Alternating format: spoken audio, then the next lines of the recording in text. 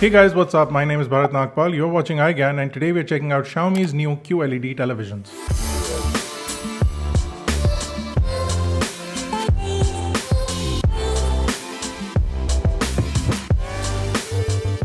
The new Mi TV QLED is a 4K television and it is only available in the 55-inch size. Now this is Xiaomi trying to flex its popularity. It is the most popular television brand in India since its launch, and this time it really pushes on the price boundary by launching a QLED television.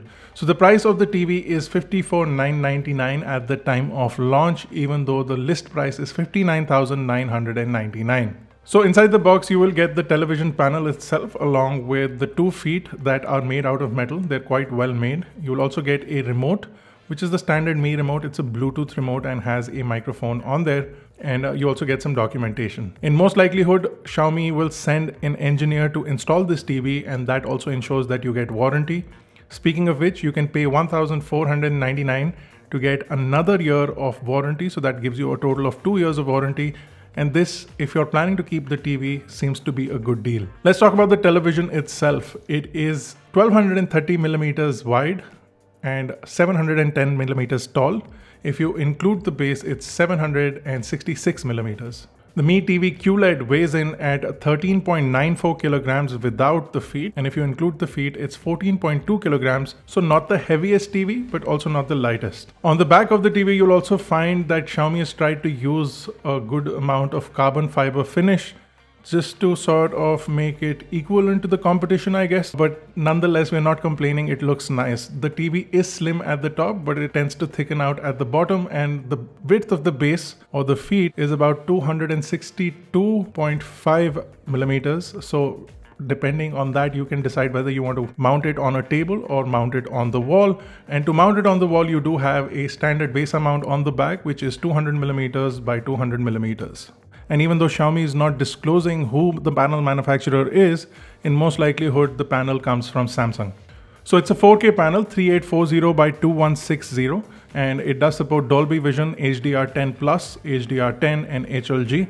It does have Xiaomi's Reality Flow Tech, which basically is a motion blur reduction, and it smoothens out footage that is less than 60 FPS. To make it look smoother on the TV. You also have the Vivid Picture Engine and a wide color gamut, which includes 100% of the NTSC range and about 95% of the DCI P3 color gamut, which is pretty good considering the price range of the television. The one thing that really impressed us from the Xiaomi QLED television was the 30-watt speakers. Now there are a total of 6 speakers, 4 full range drivers and 2 tweeters, and they do support Dolby Audio, DTS HD sound, and of course the television does support EARC over HDMI. So if you do have any devices or players that do support ARC, you can use that with this television. Now the speakers in itself are quite capable. If you do have a medium to large size room, the audio quality is pretty impressive, but you can attach a sound bar if you'd like for a better, more focused sound. But I think for most people, the TV with the inbuilt speakers will be enough because of the quality of the audio.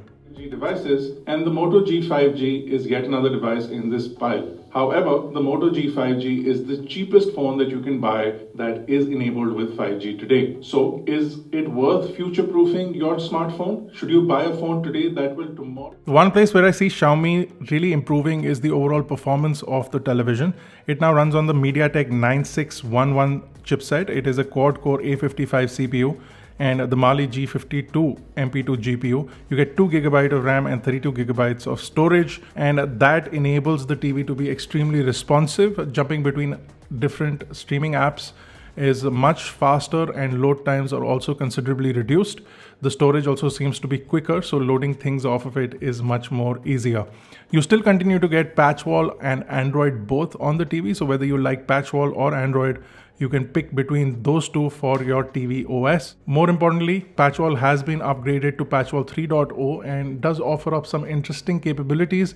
And if you sign into all your streaming applications, you do get a list of your favorite shows right there on PatchWall. It also supports set-top boxes and various languages. So no matter where you are in the country, you can get access to content that you watch directly in PatchWall. It's really useful for a lot of people who do still consume television content and also who consume content from different types of streaming sources. That allows you to see your latest shows right on there on PatchWall without you needing to go into different applications like Netflix and Prime Video to see whether or not the latest episode is now available. Now you do have access to the Android store, so you can download any TV enabled applications that are available, and because you do have a considerable amount of storage on board, tons of apps can be downloaded. Now, if you want to use this as a gaming television, because it supports 4K 60 Hz, some of the new gaming consoles will work great with this, and you will get up to 60 FPS without any problem. For a casual gamer, this will be a good addition to your house. This does have an input lag of about 5 milliseconds, but it does have a low latency mode that will improve the gaming experience a little bit. But again, if you're playing on console, you're not doing competitive gaming, this TV is good enough for that, and the colors are really vibrant thanks to the QLED tech in there, and you have good viewing angles as well, so you can have a couple of people playing games together in your living room without any problem. Now, as far as ports are concerned, you do get HDMI 2.1 into 3 ports on the back.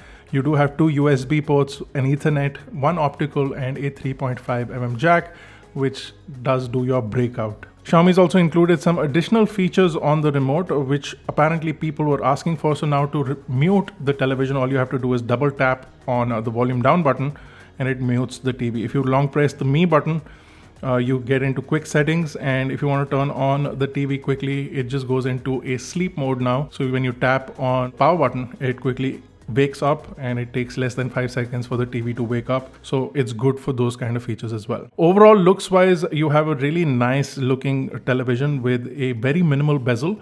And even though the glass goes all the way to the side, you do have a black bar, which is the bezel of the panel, which is a considerable size on 3 sides of the TV. And then on the bottom, you do have the metal strip that does have the Me branding on it. Overall, the television is very well made and has quite a lot of features. More importantly, it's priced really low, so it's competitive as far as pricing is concerned, and the panel is great.